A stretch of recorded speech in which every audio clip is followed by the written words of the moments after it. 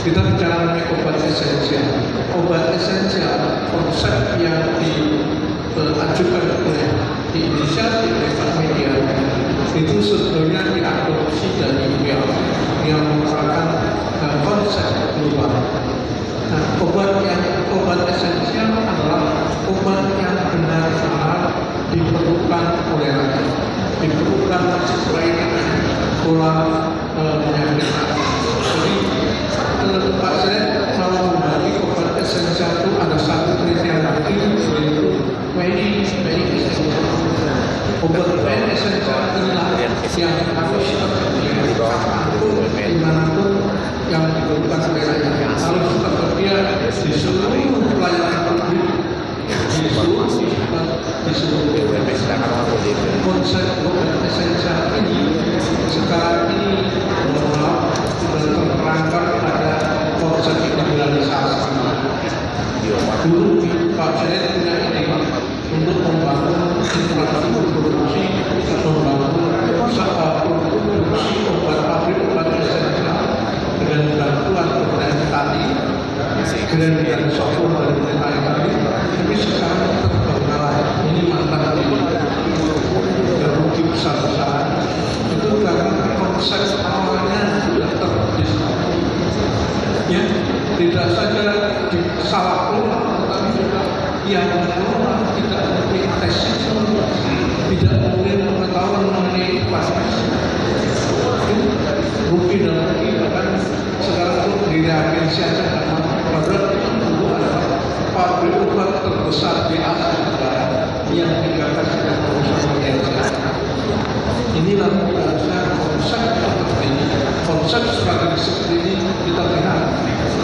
Kemudian itu memfasilitasikan obat invest, obat esensial itu terbagi dalam 3 kategori: daftar A, daftar B, daftar C. Harga obat daftar A akan ditentukan oleh pemerintah. Pak Dirjen menentukan harga obat itu mesti mempertimbangkan tidak saja keterjangkauan oleh daya beli masyarakat, tetapi juga bagaimana mempertimbangkan kelanjutan dari unit produksi yang dibangun oleh pemerintah. Kehadiran negara dalam penyediaan obat esensial sangat penting. Ini yang agak terabaikan sekarang, sehingga unit produksi yang itu menjadi kebanggaan nasional sekarang menjadi itu. Ini yang perlu mendapatkan perhatian. Jadi kita harus menjamin, negara harus menjamin, seperti yang dikasih oleh Pak Media, negara harus menjamin bahwa obat esensial itu harus tersedia dan very esensial diproduksi oleh pemerintah sendiri. Infrastruktur produksi ini diperkuat awalnya, Pak Media memperkuat unit produksi obat Manggarai, kemudian memberikan PM Indofarma bersama dengan itu membangun harga obat esensial di Cibitung yang nanti Pak Ibu bisa cerita beberapa kapasitas dari unit produksi itu. Ya, kemudian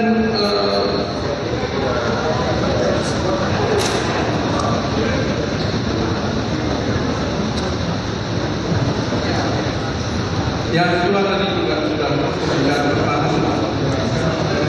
penguatan jaringan distribusi. Belum ada ide pada waktu itu membangun sarana distribusi berupa gudang farmasi dan kabupaten kota yang di situ sudah berfungsi sebagai bank stok, menjamin bahwa obat-obat di kabupaten kota selalu tersedia. Bahkan pada waktu itu berbagai sekali ketika anggaran turun, maka perusahaan-perusahaan dari Indofarma bisa memasok sebelum bayar. Ini sekarang tidak mungkin bisa dilakukan. Jadi ada bank stok, bahkan bisa terjadi subsidi ada daerah satu daerah lain itu bisa saling tukar persediaan untuk membeli kebutuhan puskesmas. Dan selanjutnya unsur pendamping. Kemudian punya gagasan bagaimana menyempurnakan sistem administratif obat sebelum beredar, sebelum diproduksi itu harus dievaluasi kualitas, safety dan efikasinya hingga terjamin tentunya bagi seluruhnya. Dan itu sudah dilakukan. Kemudian membangun pusat obat makanan di Jakarta, Ruang Diri yang direkturnya Pak Anikan. Kemudian dibangun juga seluruh balai pom di seluruh provinsi Indonesia, dan itu merupakan jaringan politik nasional yang menjamin, yang mendeteksi dan menjamin obat-obat yang beredar itu terjamin keamanannya. Ini juga melakukan audit terhadap kegiatan produksi dan distribusi di seluruh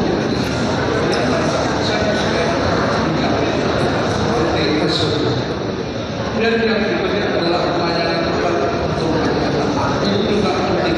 Bagaimana pelayanan publik obat publik itu harus terjamin. Selain itu juga terbitnya peraturan pemerintah nomor tahun 80 yang merupakan revitalisasi dari pelayanan obat di apotek. Itulah adalah serangkaian ide-ide gagasan-gagasan dari Pak Median saya yang legasi sampai sekarang masih belum bisa dikembangkan, kecuali satu, yaitu bagaimana memperkuat penyediaan pengadaan obat yang terjangkau oleh rakyat. Demikian Bapak Moderator singkat apa yang bisa sampaikan kepada terima kasih. Ya, baik, terima kasih Pak Dr. Sambodo yang sudah menyampaikan beberapa hal dari catatan besarnya.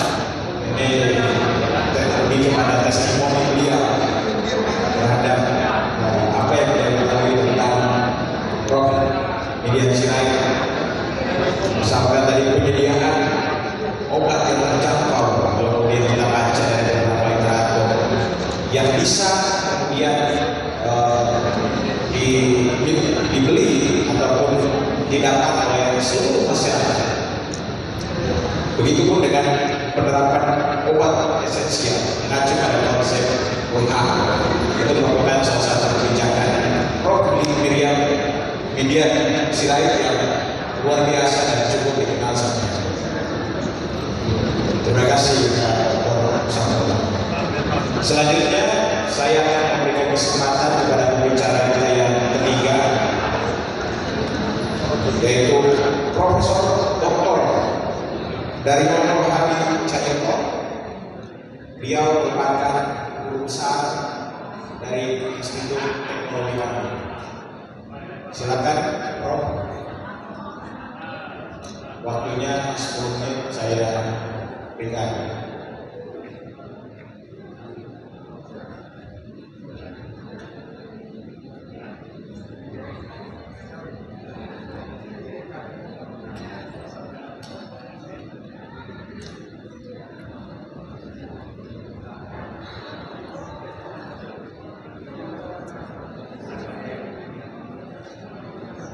Oke, baik. Terima kasih sudah diambil oleh Bapak Ibu sekalian, selamat siang. Assalamualaikum warahmatullahi wabarakatuh. Alhamdulillah pada siang ini bisa berjumpa dengan Bapak sekalian. Terima kasih sebesar-besarnya kepada Pak Median yang telah mengundang kami untuk bisa sharing apa yang pernah kami rasakan selama berinteraksi dengan Profesor Median Sirait. Baik, saya akan share slide.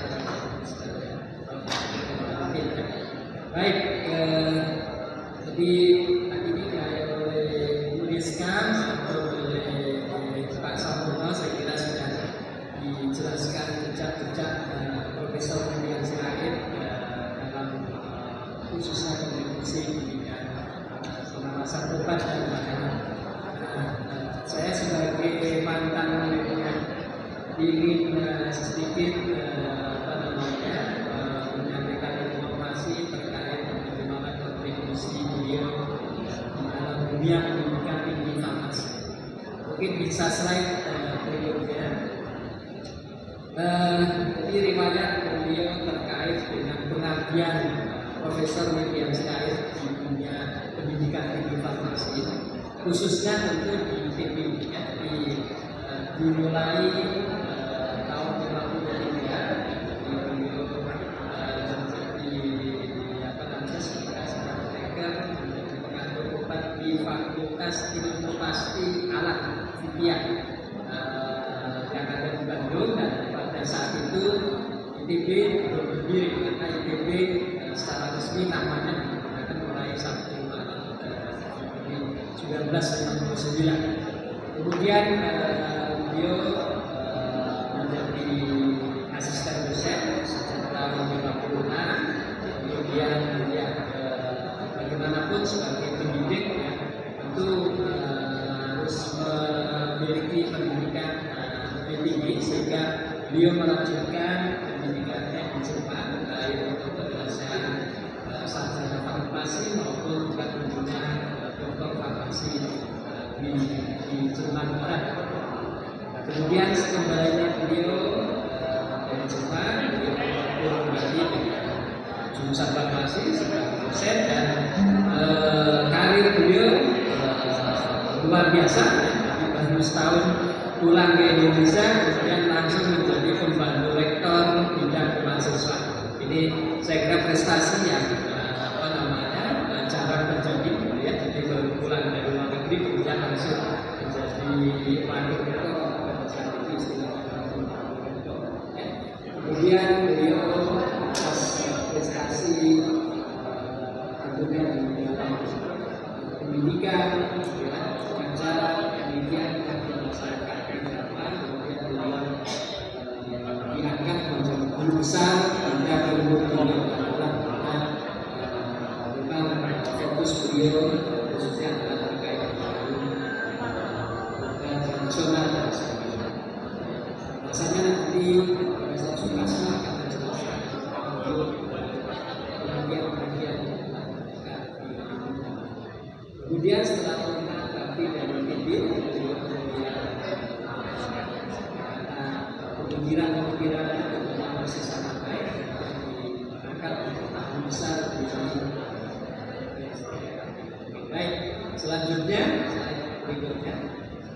Nah, tadi Bu Rizka dan Pak Samuel juga sudah menyampaikan kebijakan-kebijakan beliau yang baik, yang sedang kemudian masih diteruskan oleh Bu Rizka sebagai Akmal Malkas, dan juga tentunya tadi pengalaman-pengalaman yang disampaikan oleh Pak Samuel. Jadi beberapa kebijakan ini memang sangat berkaitan erat dengan perkembangan dunia pendidikan tinggi farmasi di Indonesia.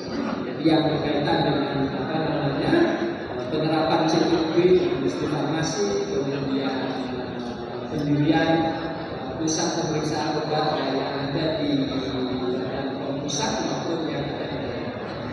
Dan juga tentunya adalah bagaimana beliau tadi seperti disampaikan telah menetapkan daftar obat esensial, dan ini tentunya menginspirasi perubahan kurikulum yang ada di perguruan tinggi.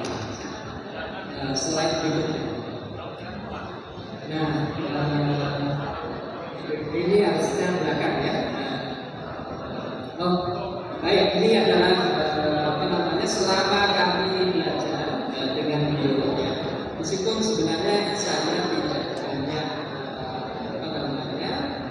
mendapatkan kuliah dari beliau, karena beliau pada saat saya menjadi mahasiswa itu masih menjadi kepala sobat.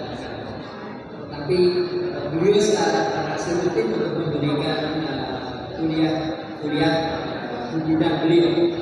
Nah, yang menjadi satu yang perhatian kami yang sangat besar adalah pesan beliau. Ini rasanya tentu ini adalah terkait dengan tidak hanya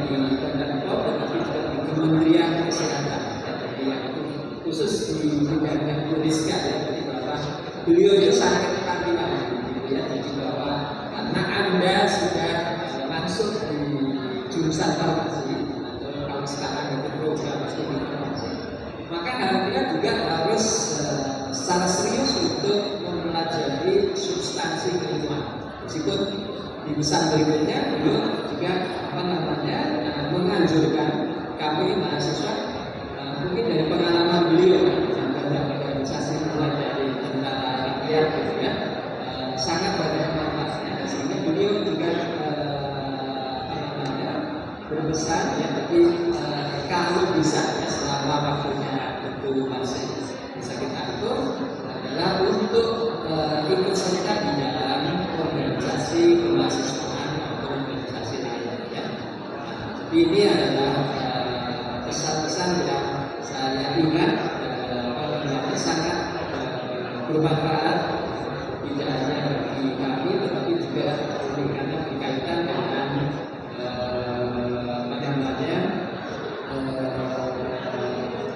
tenaga regulator yang diharapkan ke depannya bisa menghasilkan regulasi-regulasi yang bermanfaat, khususnya tentu scientific based regulation yang tentu tujuan utamanya adalah bagaimana supaya khususnya di bidang kesehatan. Saya kira demikian yang dapat saya sampaikan. Pesan-pesan kami yang beliau sudah banyak berkontribusi, khususnya di dalam penjaminan mutu obat.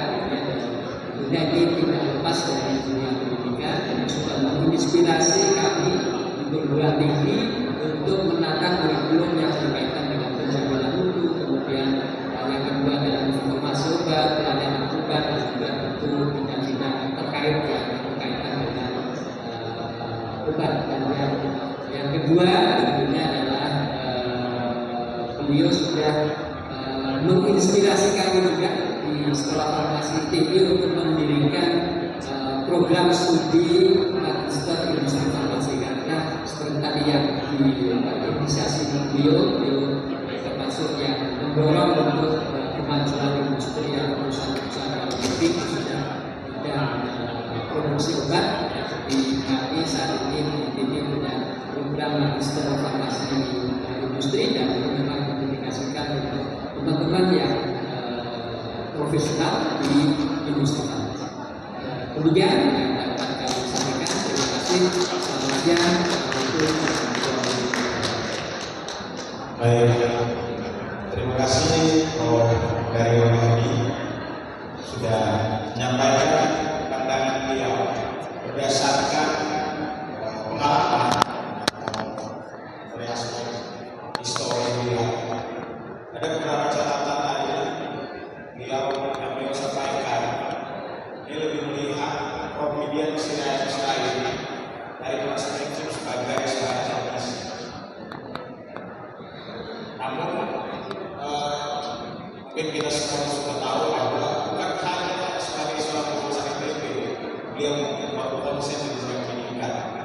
Bahkan sejak usia 15 tahun beliau sudah berkecimpung sebagai guru sekolah desa di tahun 1945 sampai dengan mendirikan tentara pelajar di usia beliau yang cukup belia.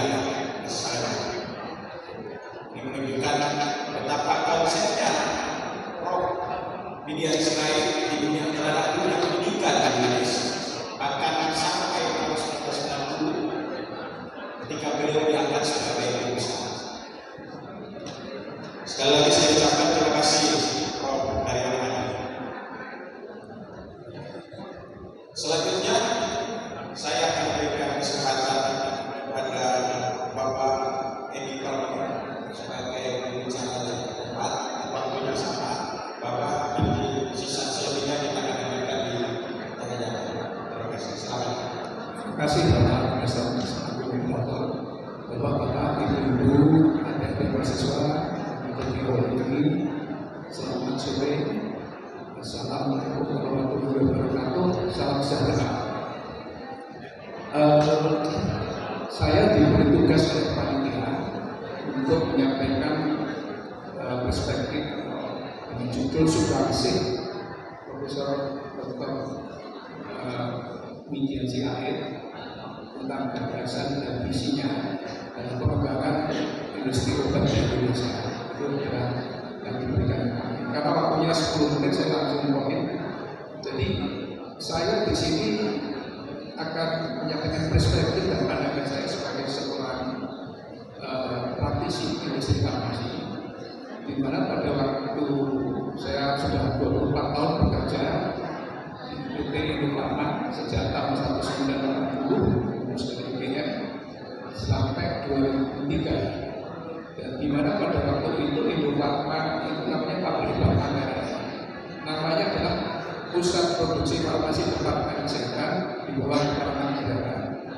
Itu kami di bawah Sekjen ASN juga. Saya ditempatkan di unit produksi di bawah seorang asisten apoteker.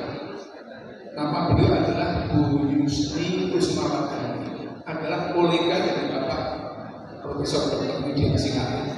Pada waktu beliau sebagai asisten apoteker ditempatkan di bagian gudang pengaturan. Lalu terkenalnya pabrik obat Manggarai di Jalan Tambak nomor 2.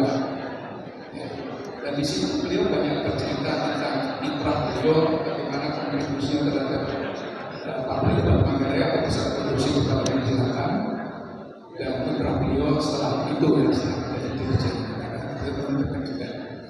Dan ada hal yang menarik ya, pada tahun 1975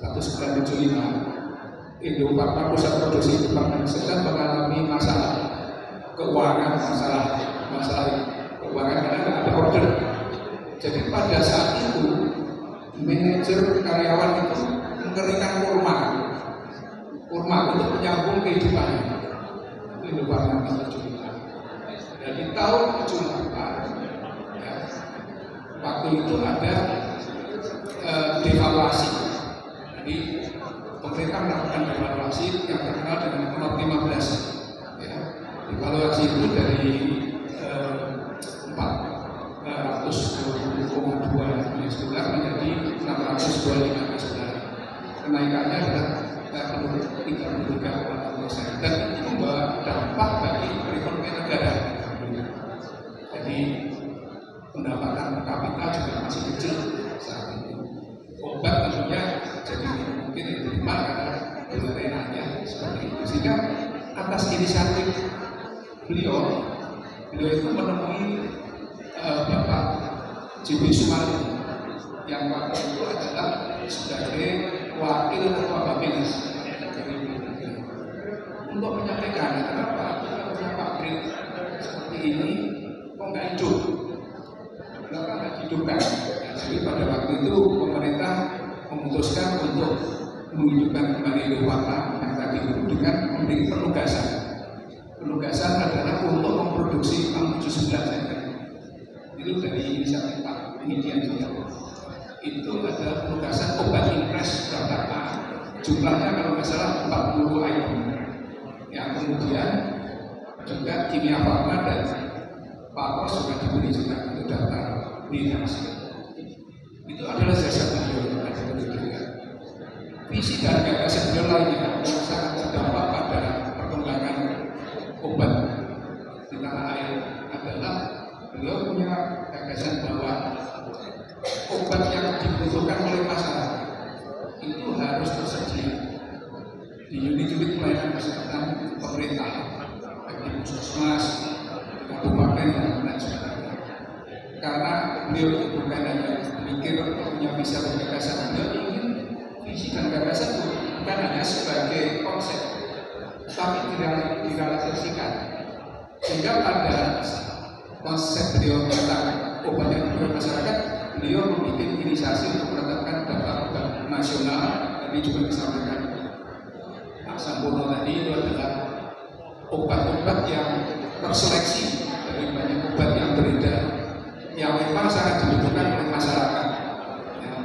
Jadi dengan nama zat aktifnya, jadi bukan nama kliniknya. Kedua, beliau juga punya visi bahwa obat itu harus memiliki keamanan, ya, efikasi dan seperti dari khasiat dan keamanan. Maka Maka beliau di sini juga menerapkan CPOB ya, pada industri dalam negeri NDN agar bisa bersaing dengan industri PMA dalam kualitas fasilitas produksinya, agar masyarakat menerima obat yang mempunyai jaminan mutu ya, seperti dan itu adalah. Dan pada tahun 78 ya, beliau itu tahun 88 beliau punya inisiasi untuk mengembangkan pabrik obat yang terbesar di Asia Tenggara. Lokasinya ada di Cibitung pada waktu itu. Dan seperti dikatakan Pak Sampurno tadi, itu luar biasa karena teknologinya bekerja sama dengan pemerintah Italia, dengan Italia, G2G. Waktu itu saya juga sempat menjadi dapat beasiswa untuk belajar di Italia. Itu adalah dengan Pak Sampurno ini, beliau ini adalah ketua panitia project. Dan saya waktu itu di manufacturing. Jadi pabrik obat Indofarma di Cibitung itu hanya menjadi paling terbesar di Asia Tenggara dan menjadi teaching factory. Jadi semua aset apoteker baik dari negara-negara ASEAN dan lokal itu belajar di kita. Jadi yang kemudian berbelajar di kita tentang GMP, tentang produksi dan sebagainya. Jadi sebagai teaching factory.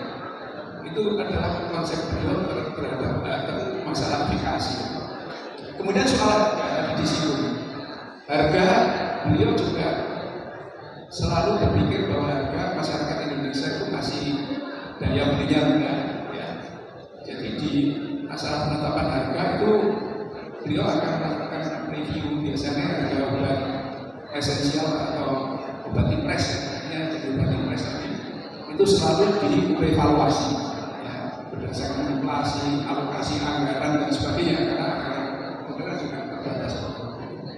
Nah, yang keempat adalah sistem distribusi. Jadi sistem distribusi itu penting. Beliau membangun gudang-gudang kabupaten. Itu salah inisiatif beliau. Kenapa? Karena sistem distribusi itu harus bisa disampaikan tepat waktu, tepat jumlah, dan tepat itemnya. Jadi itu pemikiran beliau. Di mana pada waktu itu karena Kimia Farma yang sudah siap memiliki infrastruktur distribusi ditunjuk untuk mendistribusikan obat impres dan tahap A, B, C. Itu di sini. Nah, itu adalah kiprah beliau juga dalam masalah sistem distribusi. Yang selanjutnya adalah pemikiran beliau mengenai pengawasan. Ya, pengawasan tadi sudah disampaikan. Pengawasan obat impres waktu itu ada namanya tim monitoring obat impres, ya, yang melibatkan lintas departemen keuangan, departemen dalam negeri, Dirjen Kesehatan, Puskesmas, dan juga BUMN Farmasi.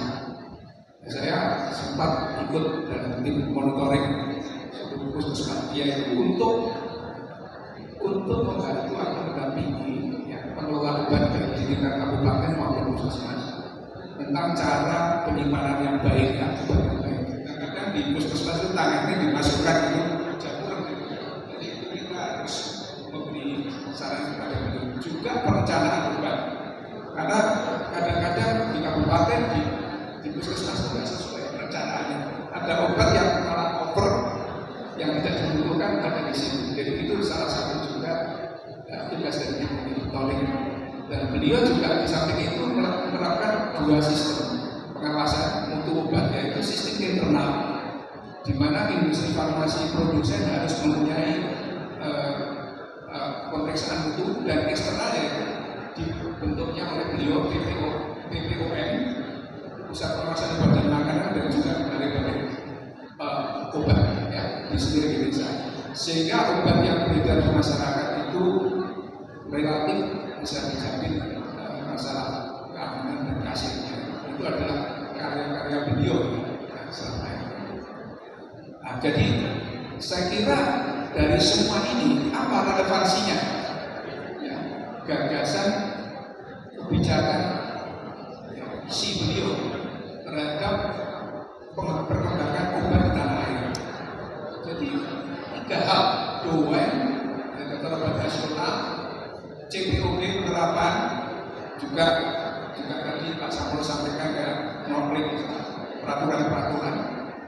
Ya, jadi itu satu kesatuan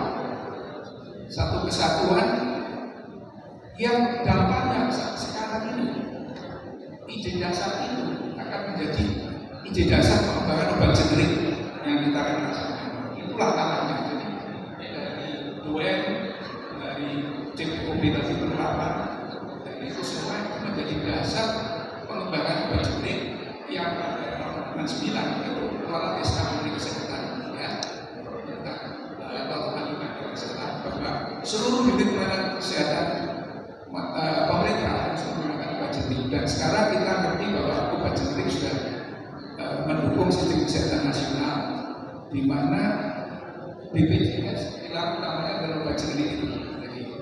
Jadi saya kira itulah hasil pemikiran, gagasan, dan kebijakan yang akhirnya kondisi sekarang ini masyarakat dapat menikmati asas keadilan dan pemerataan itu tercapai. Ya. Kalau kita lihat sekarang, tanpa obat generik, tanpa tangan beliau, saya kira kita nggak akan bisa seperti itu. Tentu masih banyak kekurangan, tetapi saya kira itu buah karya beliau itu sudah menghasilkan. Dan satu hal, obat generik itu sekarang bukan diproduksi oleh Indofarma saja, tapi swasta yang sebelumnya memproduksi. Apa dampaknya? Pemikiran beliau dulu bahwa obat esensial harus menjadi price control obat di Indonesia, dan sudah terjadi karena saya sebagai praktisi industri, saya punya orang marketing ke rumah sakit sekarang obatnya murah, murah. Nah itu adalah yang beliau, sehingga dampaknya kepada kebijakan beliau itu, maka masyarakat belanja obat itu akan lebih efisien. Masyarakat akan mendapatkan obat yang efektif dan efikasinya terjamin. Dan saya kira dari semua ini adalah karya beliau. Dan karya beliau adalah bagaimana menciptakan konsep yang sekarang terjadi adalah masyarakat mendapatkan asas keadilan, ya, dan asas kemanusiaannya untuk mendapatkan obat yang tadi Pak Sampurno berkualitas, bermutu dan terjangkau. Jadi quality and affordable price itu konsep ini. Saya kira sudah sepatutnya menurut pandangan saya ini sebagai praktisi ini luar biasa. Karya-karya beliau luar biasa, konsepnya luar biasa, dan tidak hanya konsep, tapi dilaksanakan dengan sisi beliau adalah pemimpin yang visioner dan berjuang sejahtera. Saya kira sudah sepantasnya pemerintah memikirkan berhadap karya-karya yang berdurasi